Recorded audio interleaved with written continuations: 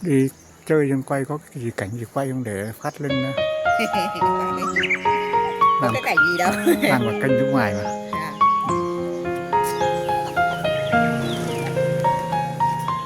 Toàn đi chơi thì quay thỏ.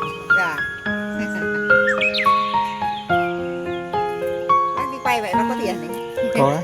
Dạ. Là con cuốc ấy chứ. Con này á? Ừ, Con này là con chích cổ. tưởng là con cuốc. Đẹp nhỉ.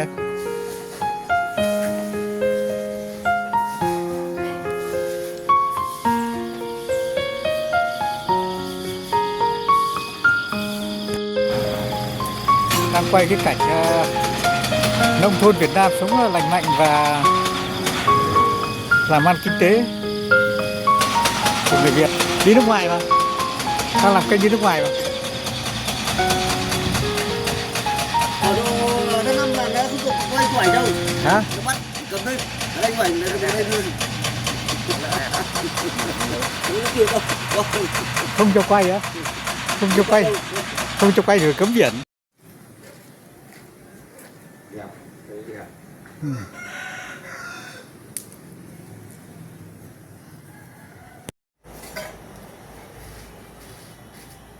Con cái lớn đấy rồi.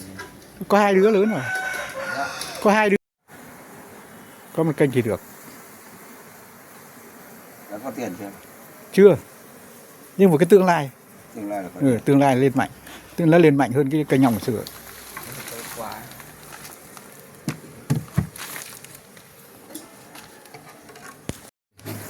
Thì anh đang quay của chú đấy, nhưng mà cũng hạn chế nói tiếng Việt, hạn chế tiếng Việt, nó biết người Việt xem nó lại giới thiệu view về,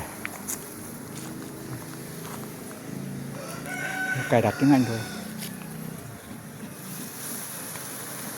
Nhưng nhàn làm cái kênh này chả phải nói gì.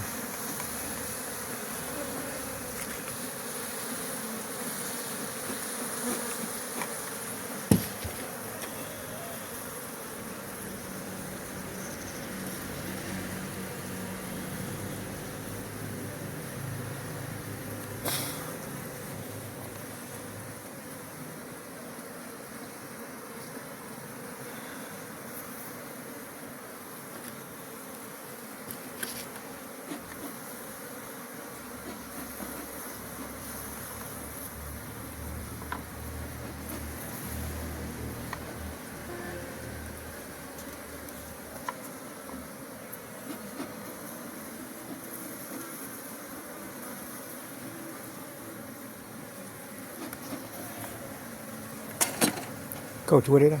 Vâng. Cái vừa khêu đấy. Vâng. Bỏ ra những cái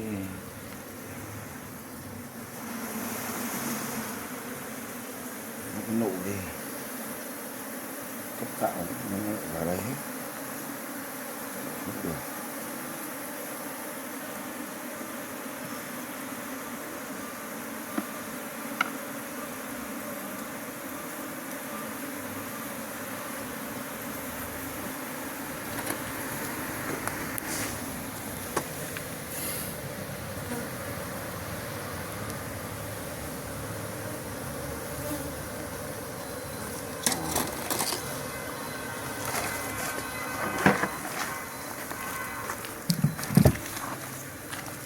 Cái việc làm thôi. Ừ. Nó không phải xem mặt xem mũi, không phải xem người xem ngợ. Cũng hay.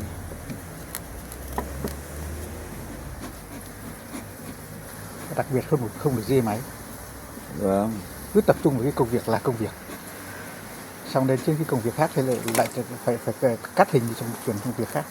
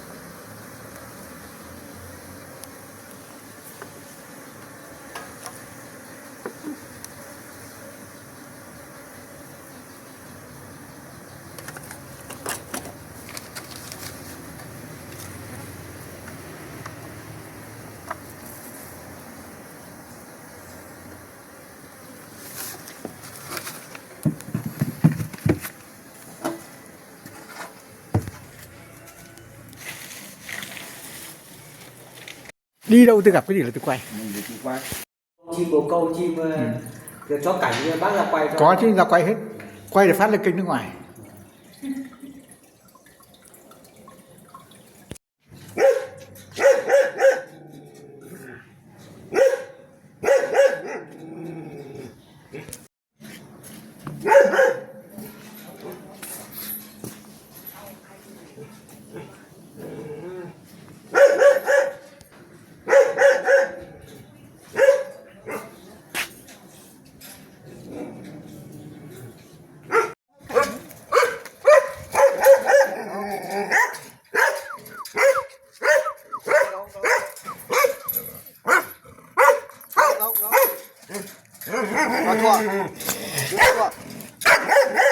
Có chua. Hay nhỉ.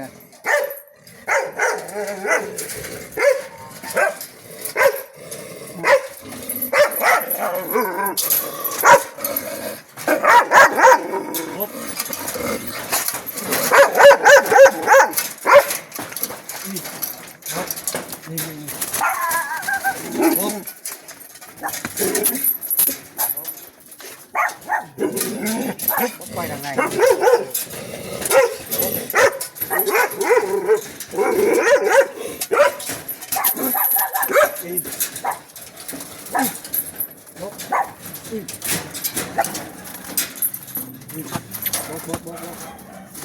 Chim này là loại chim gì? Pháp à? Bồ câu Pháp. À thế à? Nó bác bằng cái bồ câu kia. Nó bay dài kìa.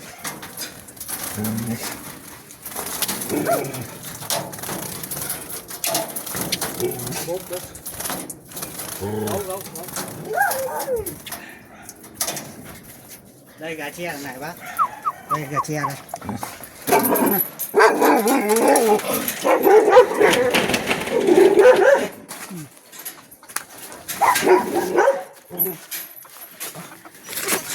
Đây.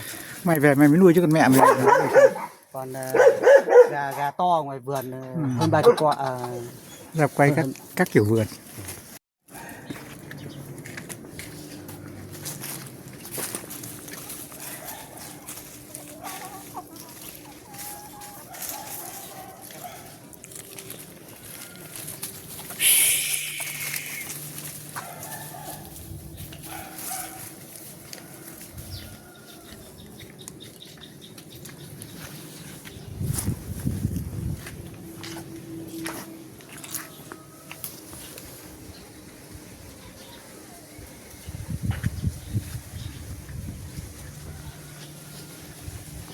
Cái này là cái giá theo hàng à?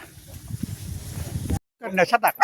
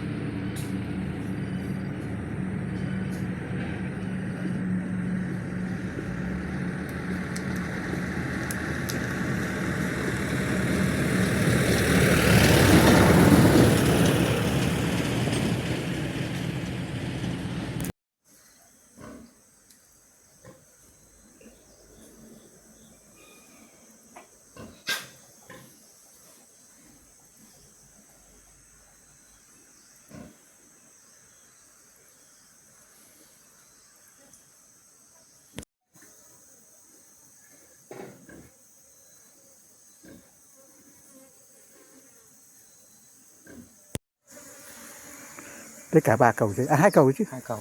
Đạt để xây cầu tốt. Thế là đều như vậy hết. Thế cho xây. Nó bung cái lớp nhộng ra thì đều vậy hết. Thế là xây hết cầu. Xây hết. Cái này cũng hay à? Thì làm cái chống rét á, thế cái này chống rét thì tốt quá. Quá tốt. Mất nhiều công. Đây, xây cầu tốt, xây cầu tốt. Xây hết thì lên lên được hết cầu.